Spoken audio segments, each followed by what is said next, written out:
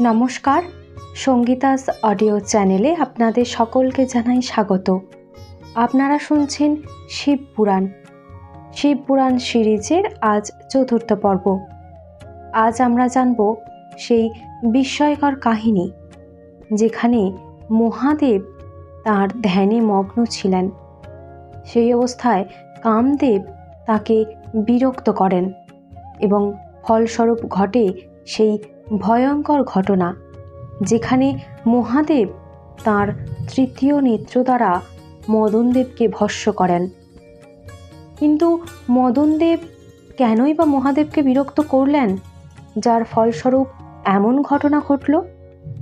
আজ সেই কাহিনীই আমরা জানব।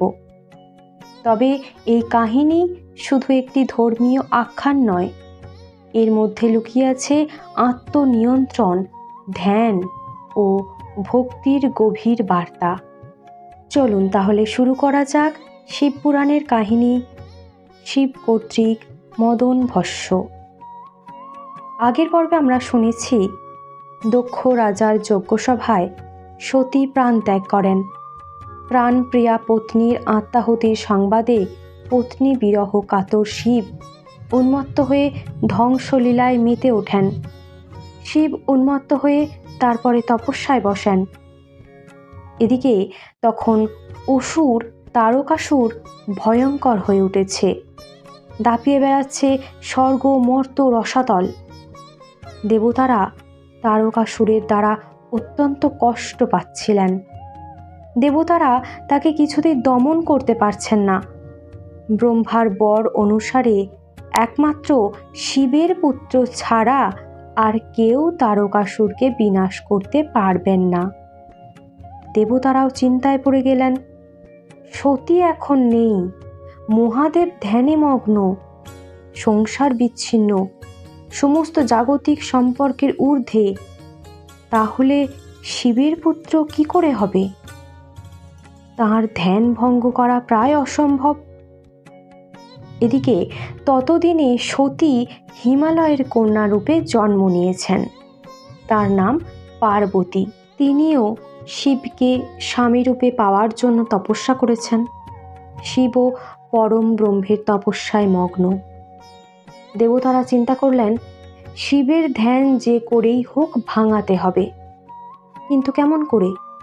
শিবের ধ্যান ভাঙালে তিনি যদি ক্রুদ্ধ হন, তাহলে তো ত্রিভুবন ধ্বংস হয়ে যেতে পারে। তখন দেবরাজ ইন্দ্র সব দেবতাকে বললেন, একমাত্র প্রেমের দেবতা কামদেব মদনই পারে এই কাজটি করতে। তখন দেবরাজ সঙ্গে সঙ্গে মদনদেবকে স্মরণ করলেন। মদনদেব এবং তার স্ত্রী রতি স্বর্গসভায় এসে হাজির হলেন। হাত জোর করে বললেন, দেবরাজ, আমাকে স্মরণ করার কারণ কি? আমাকে কি করতে হবে? মদনের কথায় ইন্দ্রদেব খুব খুশি হন। মদনদেবের প্রশংসা করলেন, বললেন, মদনদেব, আমার অনেক বন্ধু আছে, কিন্তু তোমার মতো কেউ নয়।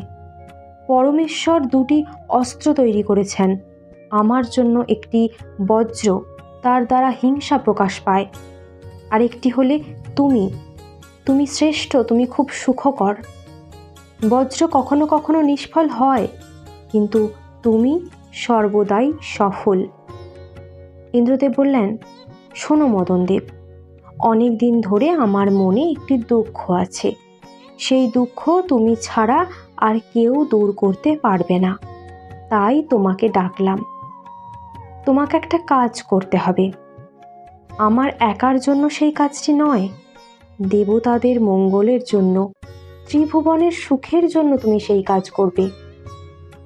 দেবরাজের মুখে নিজের প্রশংসা বাক্য শুনে মদনদেব খুশি হলেন। তার অহংকার একটু বেড়ে গেল। তিনি তখন বললেন, হে দেবরাজ, যদি কোনো দেবতা, দানব কিংবা কোনো ঋষি বা রাজা আপনার পদ অধিকারের জন্য ঘোর তপস্যা করে, তাহলে আমার পত্নী রতি তাদের সেই তপস্যা ভঙ্গ করে দেবে। আর যদি কোনো মানুষকে পতিত করতে হয়, তার কাছে সেটা অতি তুচ্ছ ব্যাপার। অন্যের কথা কি বলবো, স্বয়ং মহাদেবেরও ধৈর্যচ্যুতি করতে পারি আমি। কামদেবের এই সব কথা শুনে ইন্দ্রদেব তো মনে মনে খুশি হলেন। তিনি মদনদেবকে বললেন, তুমি আমার মনের কথাই বলেছ। তোমাকে যে কাজের জন্য ডেকেছি তা তুমি শোনো। ব্রহ্মার কাছে বর পেয়ে তারকাসুর নামে এক অসুর ত্রিভুবনকে কষ্ট দিচ্ছে। সাধারণ উপায়ে তার মৃত্যু সম্ভব নয়। মহাদেবের পুত্রের হাতেই সেই অসুরের মৃত্যু হবে। কিন্তু মহাদেব এখন ধ্যানমগ্ন। দেবী পার্বতী তাকে স্বামীরূপে পাওয়ার জন্য কঠোর তপস্যায় রত। পার্বতীর প্রতি শঙ্করের যাতে কাম ভাব জাগে তারই ব্যবস্থা তোমাকে করতে হবে। ত্রিভুবনে আপনার যশ ঘোষণা হবে। আপনি এই কাজে সফল হলে আমাদের সবার দুঃখের অবসান হবে। ইন্দ্রের কথা শুনে মদনদেব গর্ব করে বললেন, এটা কোনো ব্যাপারই না, আমি এক্ষুনি যাচ্ছি সেই কাজ করতে। এই কথা বলে মদনদেব চলে গেলেন। রতিকে সঙ্গে নিয়ে গেলেন হিমালয় শিখরে। সেখানে তপস্যা করছেন শিব। শিবের বাম পাশে মদনদেব রতির সঙ্গে পুষ্পধনুতে সম্মোহন বাণ যোগ করে অপেক্ষা করতে লাগলেন। সেই সময় দেবী পার্বতী নানা ফুলের অলঙ্কারে আভূষিত হয়ে তাঁর দুই সখীর সঙ্গে শিবের কাছে গেলেন তাকে পূজা করার জন্য। মহেশ্বরের সামনে দেবীকে দেখেই মদনদেব বাণ ছুঁড়লেন। কি আশ্চর্য ব্যাপার যে সেই বাণ পুনরায় তার নিজের কাছে চলে এলো। পার্বতী মহাদেবকে প্রণাম করলেন, পূজাও করলেন। মহাদেব তখন ধীরে ধীরে চোখ খুললেন। গৌরীকে সামনে দেখে আশ্চর্য হলেন। মহাদেব পুনরায় ধ্যান করার চেষ্টা করলেন, কিন্তু কিছুতেই তিনি তা করতে পারলেন না। তখন চিন্তা করতে লাগলেন, এরকম হবার কারণ কি? এর তো নিশ্চয়ই কোনো কারণ আছে, কারণ ছাড়া তো কিছু ঘটতে পারে না। এই চিন্তা করে তিনি তার চারদিকে তাকাতে লাগলেন। তখন তিনি দেখতে পেলেন তার বাম পাশে মদনদেব তাকে উদ্দেশ্য করে সম্মোহন বাণ মারার চেষ্টা করছেন। তাকে দেখে শঙ্কর ভীষণভাবে রেগে গেলেন। ভাবতে লাগলেন, আমি এমন দুর্ধর্ষ হয়েও মদনদেবের কাছে হেরে গেলাম। তখন তার তৃতীয় নয়ন থেকে ভয়ঙ্কর আগুন বেরোতে লাগলো, আর সেই আগুনে জ্বলতে লাগলো রতি ও মদনদেব। সেদিন রতির সঙ্গে দেবতারাও এসেছিলেন। শিবের এই ক্রোধ দেখে তারা চিৎকার করে বলতে লাগলেন, ক্ষমা করুন, রক্ষা করুন। কিন্তু বলতে না বলতেই সব শেষ। মদনদেব পুড়ে ছাই হয়ে গেলেন। মদনদেবের মৃত্যু দেখে দেবতারা দুঃখিত হলেন। মহেশ্বর সেই আশ্রম ছেড়ে অন্য জায়গায় চলে গেলেন। পার্বতীও তার সখীদের সঙ্গে পিত্রালয়ে চলে গেলেন। রতি তার স্বামীকে পুড়তে দেখে অজ্ঞান হয়ে যান। তারপর জ্ঞান ফিরতে তিনি কাঁদতে থাকেন, কি করবেন, কোথায় যাবেন ভাবতে থাকেন। আর ভাবতে থাকেন, দেবতারা আমার স্বামীকে ডেকে এনে এ কী করলেন। রুদ্ররোষ কামদেবের এই পরিণতিতে রতি কাঁদতে লাগলেন। তারপর বললেন, আমারই কর্মফলে ব্রহ্মা আমাদের স্ত্রী পুরুষের যোগ সহ্য করতে পারলেন না। তারপর ভাবলেন, এই সংসারে কেউ তোমাকে দুঃখ দিতে পারবে না, কেউ কাউকে সুখও দিতে পারবে না। সকলকেই নিজের নিজের কর্মফল ভোগ করতে হবে।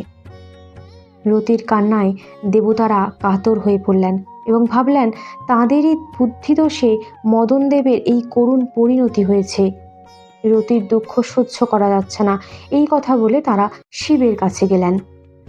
সেখানে গিয়ে তারা বহু স্তব স্তুতি করলেন। তারপর বললেন, হে প্রভু, কামদেব তার নিজের জন্য এই কাজ করেননি, তারকাসুরকে বিনাশ করার জন্য এমন কাজ করেছে। আমরাই তাকে এই কাজ করতে বলেছি। এখন রতি বিলাপ করছেন। হে শঙ্কর, তাঁর প্রতি আপনি প্রসন্ন হন। সময়ের সাথে সাথে মহাদেব শান্ত হন। রতির অনুরোধে তিনি মদনদেবকে আশীর্বাদ দেন। তিনি আবার ফিরে আসবেন, তবে অনঙ্গ রূপে, অদৃশ্য কিন্তু অনুভবযোগ্য। এভাবেই প্রেম রয়ে যায় এই জগতে। দেখা যায় না, কিন্তু অনুভব করা যায়। এই ছিল শিবপুরাণের এক রহস্যময় অধ্যায়, মহাদেব কর্তৃক কামদেবের বধ। আপনার যদি এই ভিডিও ভালো লেগে থাকে তাহলে লাইক দিন, বন্ধুদের সাথে শেয়ার করুন আর এমন আরও আধ্যাত্মিক কাহিনী পেতে আমাদের চ্যানেলটি সাবস্ক্রাইব করতে ভুলবেন না। আগের ভিডিওর লিঙ্ক এই ভিডিও ডেসক্রিপশন বক্সে দেওয়া আছে। জয় শিবশম্ভু।